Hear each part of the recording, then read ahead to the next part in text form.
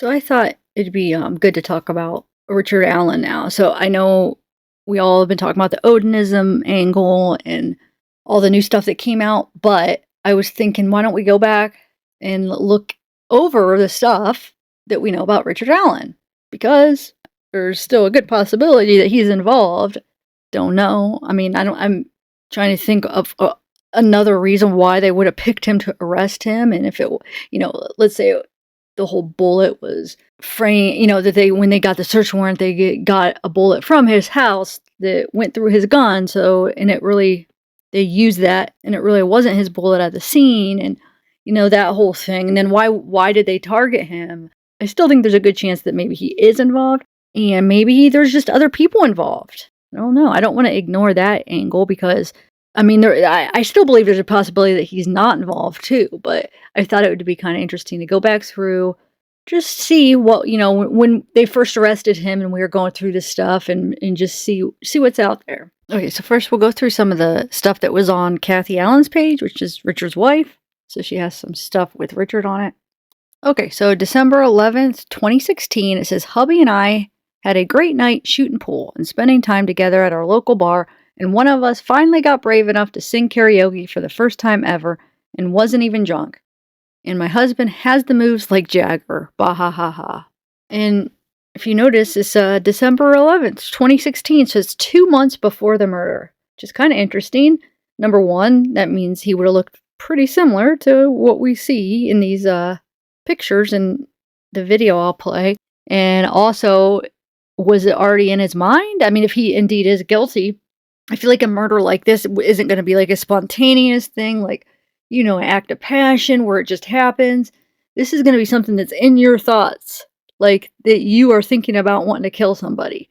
So 2 months before, I'm sure it's in his head. I mean, I'm sure he's already contemplating and thinking, wanting to do that. Whether or not he has any of the victims picked out by then, I don't know. But like I said, this is if he is guilty, because now with all these new documents, I don't even know.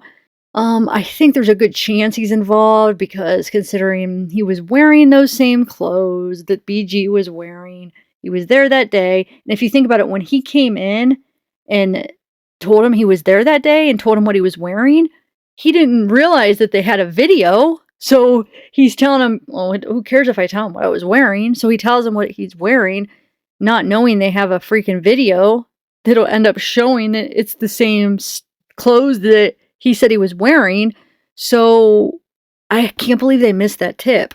So, I mean, I do think he's probably involved. Is he the only guy? I don't know. Is he the one that actually killed him? I don't know. Was he like the guy that was supposed to get him down the hill? I don't know. But it is pretty big coincidence that has the same clothes as the guy we see on the bridge. It's got to be something to that. So this is the video of them there at the bar. He's playing pool. I can't play the audio because it's got like a commercialized copyrighted song playing. They're like, singing, and he does this little weird little dance at the end you'll see, and he makes this noise where he's like woo or something. So if you guys want to hear it with the sound, I could send it to you personally if you email me. I just can't upload it because I'll get copyrighted. But yeah, look. This was 2 months before the murders. He's jumping around, happy guy, having fun that night, probably nice buzz. So this is November 28, 2016. So this is about 3 months before the murder. It says, it was so nice to have you with us again, Paulo. We really need moments of laughter and fun during the holidays to help it lift our spirits a bit, as we are missing an important family member this holiday season. Hope you had a good time during your visit. See you again soon. So not sure who that is. What do they call him? Paulo? But you see Richard sitting on his lap. Sorry, my chair is going to be making noises. I move a little bit and it makes noise. And I've been trying to edit those out, but sometimes it's just, I don't want to do it anymore. So if you guys hear a noise, that's what it is.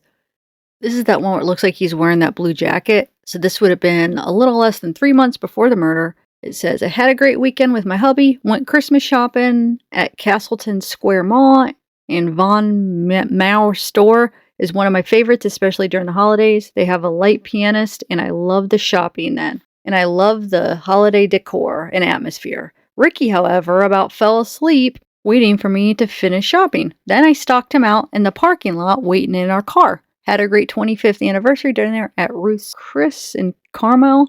Best steak ever. And we'll see another video of him with, it's the same day, with that jacket that could be the jacket, Bridge Guy's jacket.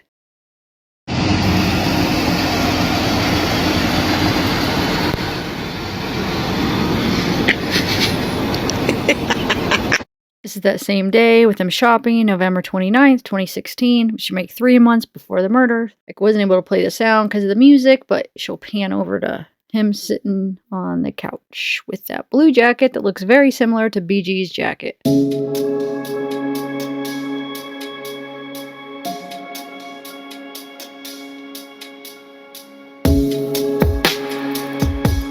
What do you guys think?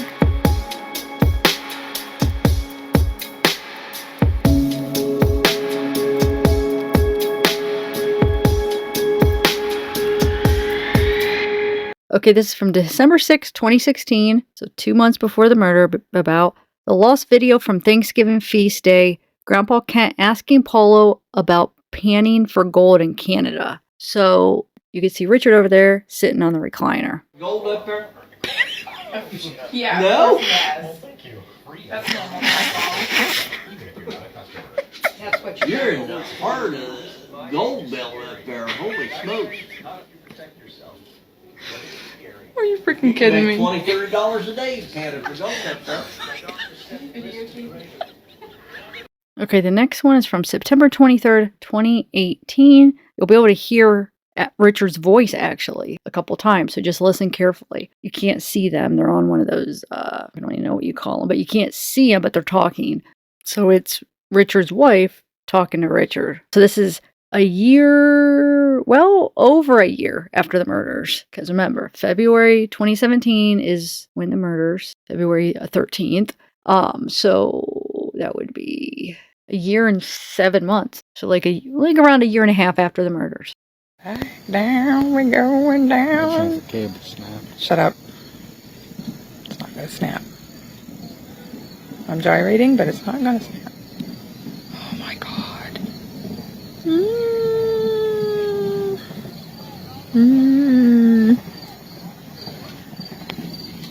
There's the wheelchair coming up. What?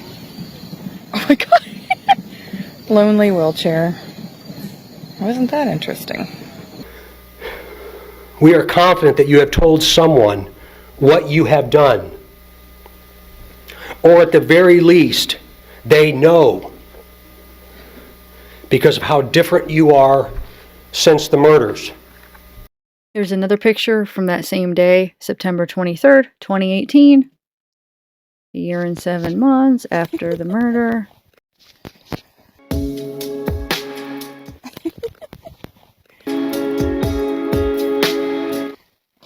Oh my gosh.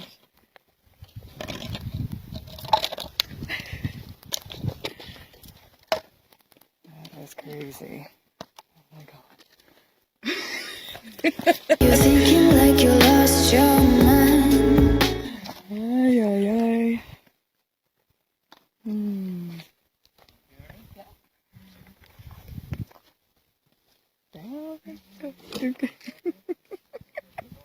Okay, this is September 24th, so a day after that last one we just watched, 2018, so it's once again like a year and 7 months after the murders. And Kathy, Richard's wife, is trying to get him in the video, so he's on the horse behind her.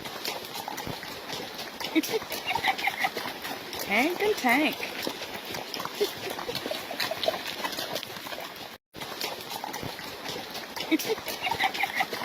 Tank and tank. Yeah.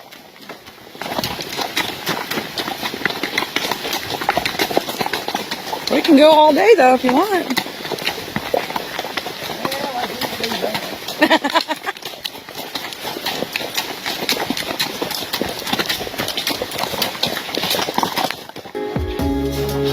Saw you thinking like you lost your mind. Never thought it would be ending like this. Never thought I would be dreaming about your smile. So this is September 25th. This is one day after the one we just watched. So September 25th, 2018. So this is like a year and 7 months after the murders. There's Richard taking a shot with his wife. All right, I'm going to play it with the sound now. Ready?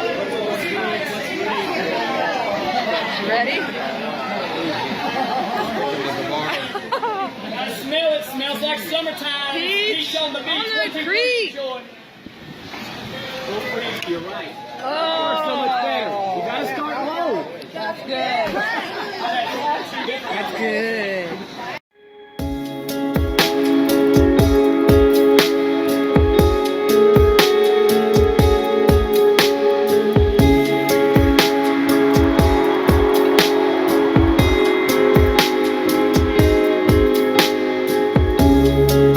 Saw you thinking like you lost your mind. Never thought it would be ending like this. Never thought I would be dreaming about your smile.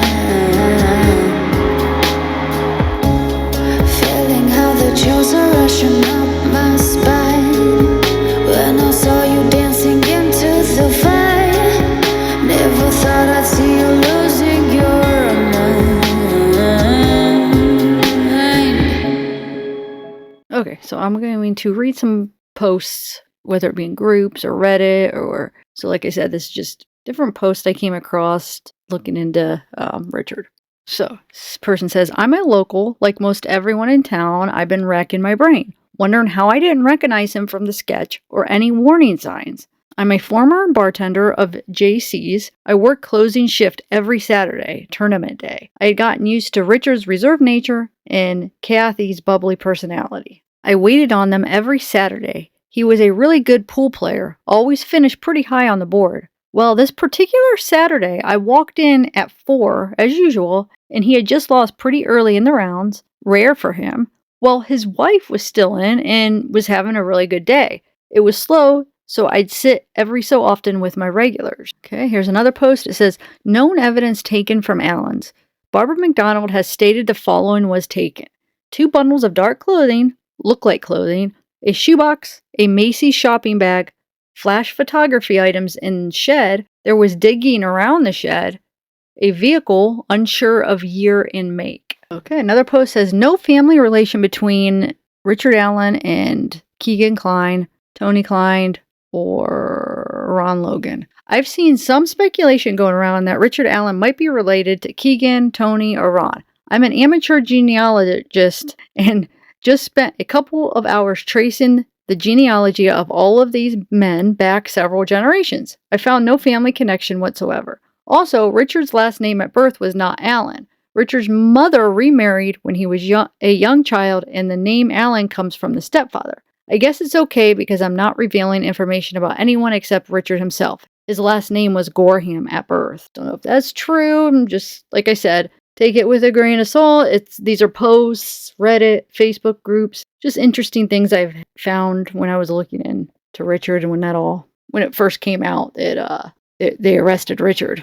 Then it was kind of weird that he had there was a picture of his daughter on the bridge and how much she resembles Libby. So that was a thing that everybody was talking about. Like, wow, his daughter actually kind of resembles Libby. And then there's a picture of her on the bridge. It's just creepy, to think about.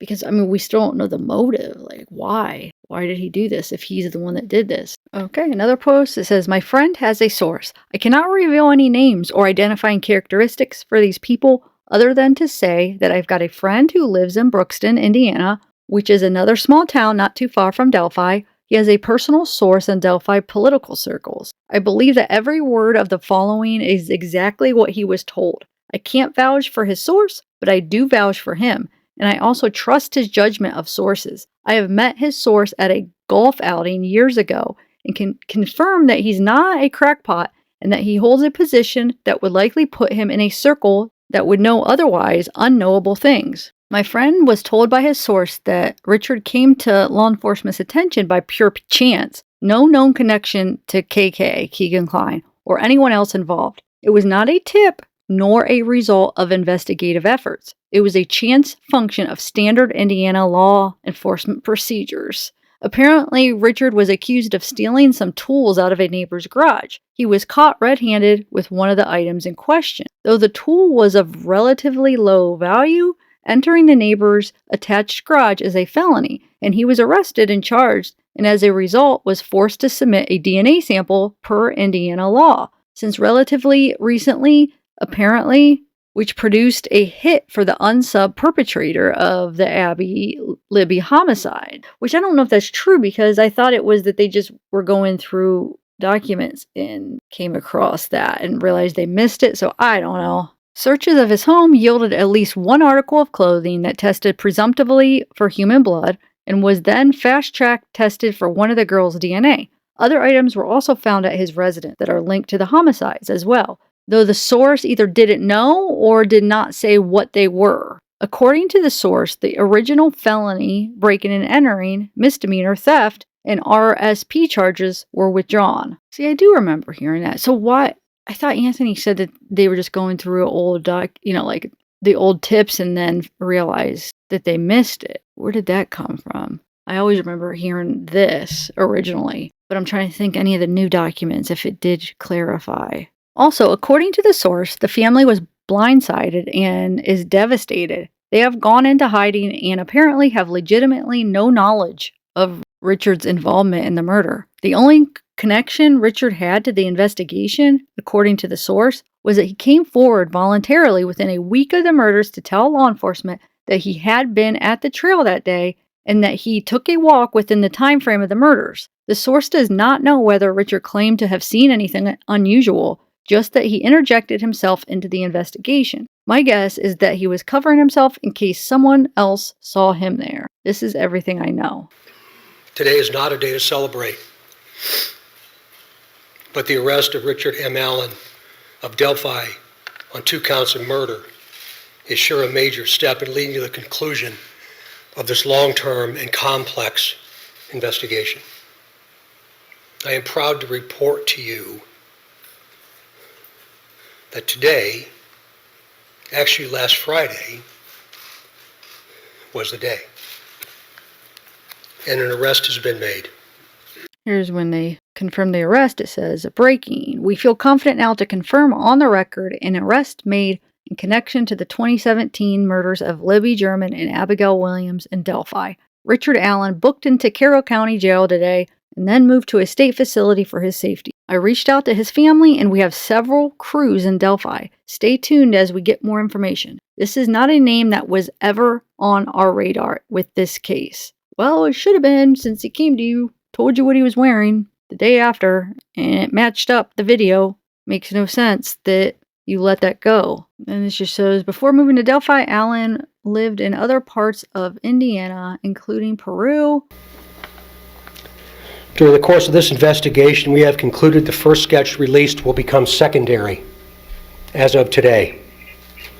The result of the new information and intelligence over time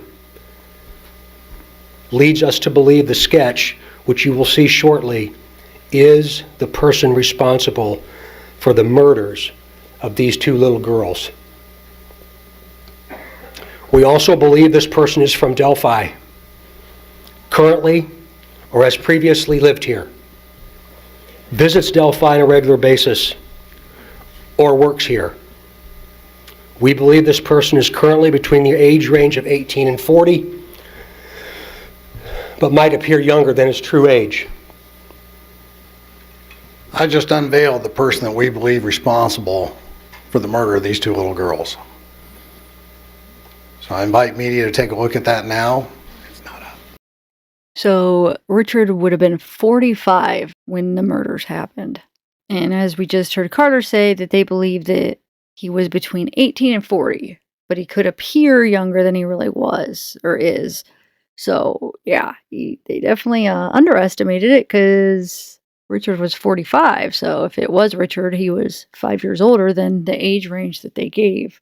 Just shows you the other parts that he lived in.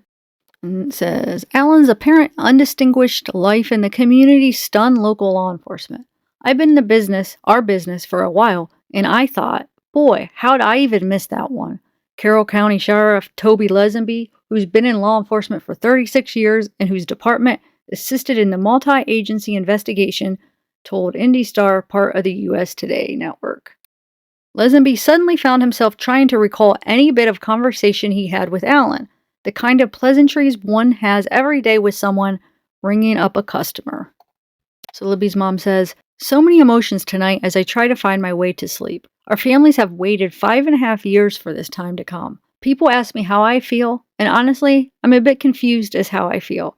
At first, when I heard an arrest was made, I just cried and cried happy tears, and then the anger set in. Why, I ask? Why would he do this? He's a father, a husband, a friend, a son. I'm just so full of anger as I should be happy and overwhelmed with joy that we are on the path to justice. I'm sad for his family as they too are affected by this senseless act of evil." So here it is, 8 hours before the press conference that will set a nightmare into reality. We finally have a name, an actual face to the sketch and video that we've shared all over the US for years, 5.5 years to be exact. I think I spoke with this person weekly and didn't notice. I hope Abby and Libby know just how hard we have fought for them, and we will continue to do so until justice is served. 10/28 was the day an arrest was made for our precious girls. Please keep our families in your thoughts and prayers. All have many more hard days to come. Justice for Abby and Libby. So somebody in one of the groups put this together. This is a while ago, but so it says, Richard Allen, aka Bridge Guy, interesting facts. Abby's grandparents drive by his house every day on their way to town. They have talked to him at the pharmacy. He went to the bar Anna and sometimes worked there. At times she would talk to him. A local attorney said that a few days after the girl's murder, Richard voluntarily checked himself into the local mental hospital. Richard's wife shared a photo of their daughter on the same bridge in 2018 that eerily has a similar body type of Libby. Richard stole something. The police went to his house to look for it. They dug up into his yard and found evidence of the double homicide. He has no prior record that we know about yet. So it says, Richard Allen, aka Bridge Guy, interesting facts. So that picture right there where he's sitting with his wife, it says a composite sketch of him is behind him on the wall. So the sketch number 2 is behind him. Becky Palmer, grandmother to Libby, went to CVS to have the composite sketch printed up Bridge Guy. Richard was the one who printed them and did not charge her for them. Richard was a licensed pharmacy technician at CVS. CVS was 5 minutes from the Monon High Bridge where their bodies were found. And then this, it says, the defendant has admitted that he committed the offenses that he is charged with no less than 5 times while talking to his wife and his mother on the public jail phones available at the Indiana Department of Corrections. So, I mean, which it could be because he was forced to, but remember, in that memorandum, that was just a hypothetical. He didn't tell his lawyers that they made him confess. That there's a footnote that says that was just like a hypothetical, an example. So that didn't happen necessarily. At least Richard didn't tell them that. So, but I mean, it could be a possibility, but I don't know. I don't know what to think. It says, update, Fox 59 filed a records request to get the probable cause unsealed to learn what led police to arrest Richard Allen. In my 29 years of journalism, I can't remember a case where the PC was sealed. We have access to PCs daily. We will let you know how the judge rules, what we know about Richard Allen, his arrest, etc. 50-year-old Richard Allen was arrested and taken into custody at the Indiana State Police's post in West Lafayette on Wednesday, October 26th. He was formally charged with 2 counts of murder 2 days later on October 28th. Carroll County Circuit Court Judge Benjamin Diener was the presiding judge in the arraignment and ordered the probable cause affidavit sealed. Sources with first-hand knowledge tell Fox Allen came forward as a witness in the earlier stages of the investigation. Libby German's grandmother told me Allen made copies of photos of Libby for her funeral. He had different jobs at the local CVS, including pharmacy tech. According to his marriage license, Allen married his wife at the age of 19. She was also 19. Allen moved to Delphi from Mexico, Indiana in December 2006. That's when he bought the home he has lived in since. The home is not far from where the bodies of Abby and Libby were found. Russ McQuaid confirmed a search of Allen's home 2 weeks ago reportedly yielded evidence that led to his arrest. But he was also told Allen's name only resurfaced this summer about the time prosecutors in Miami County were in talks with Keegan Kline about a possible plea agreement. Klein was arrested on CP charges. He was also communicating with Libby via a social media person named Anthony Schatz the night before she was murdered. Remember when Carter says this? Listen, speaking directly to the killer, who may be in this room, we believe you are hiding in plain sight, Superintendent Carter said at the morning press conference. For more than 2 years, you never thought we would shift gears to a different investigative strategy, but we have. We likely have interviewed you or someone close to you. We know that this is about power to you, and you want to know what we know. One day you will. Just that part, though, where it says, we likely have interviewed you. They did, like, the next day. Oh, just so crazy. They didn't know it at the time. I mean, they figured they probably did, but man, I wish they would have caught that early. So then, if he did indeed do this, there would be a lot more evidence that they'd be able to get. So he'd be able to either clear him or show, yep, this is the guy for sure. I'm sure, because there would have been blood, DNA. I mean, he wouldn't have had time. He went the interview the next day. He wouldn't have had time to clean up stuff, get rid of stuff. There would have been so much more DNA and evidence if it was indeed Richard Allen. If not, then they'd be able to look for somebody else. We likely have interviewed you. Okay, so I'm going to put up a couple of the pictures that I haven't shown that we have of Richard. And then I'm going to play a couple clips from the press conference that kind of make you think that they do think that there's somebody else involved. But here's a few pictures of Richard.